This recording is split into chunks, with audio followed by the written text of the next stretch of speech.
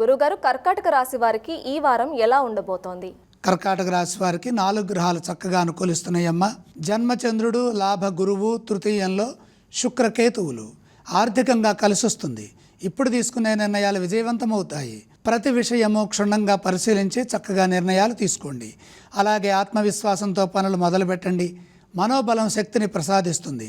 ఆశించిన ఫలితాలు వెంటనే వస్తాయి. మీ కృషిని బట్టి భవిష్యత్ ఆశాజనకంగా ఉంటుంది. కాబట్టి తగినంత ప్రయత్నం ద్వారా మీ లక్ష్యాలను మీరు చక్కగా పూర్తి చేయండి. పనులు వాయిదా వేస్తే విఘ్నాలు పెరుగుతాయి. ఎప్పటి పనులు అప్పుడే పూర్తి చేయడం మంచిది. అనవసరమైన చర్చలతో మన కాలాన్ని వృధా చేసేవారు ఉంటారు. కాబట్టి కార్యసిద్ధి లభించేంత వరకు కాలం వృధా కాకుండా లక్ష్యంపై దృష్టి నిలపండి. చాలా వరకు మితభాషణం శక్తినిస్తుంది. ఉద్యోగంలో మిశ్రమ ఫలితాలు గోచరిస్తున్నాయి. ప్రతి అడుగు జాగ్రత్తగా వేయాలి. అపార్థాలకు అవకాశం లేకుండా స్పష్టంగా ఓర్పుతో వ్యవహరించండి. అధికారుల నుండి సమస్యలు రాకుండా ప్రశాంతంగా వ్యవహరించండి. వ్యాపారంలో శ్రద్ధ పెంచండి. బాధ్యతాయుతంగా పనిచేస్తే వ్యాపారంలో ఇబ్బంది ఏమీ ఉండదు. కర్కాటక రాశి వారు ఏ స్తోత్రాన్ని పఠించాలి? కర్కాటక రాశి వారు ఇష్టదైవాన్ని స్మరించడం మంచిది. ఈ రాశి వారు ఏ ఆలయాన్ని సందర్శిస్తే మంచిది? ఇష్టదైవ స్మరణ శక్తిని ప్రసాదిస్తుంది.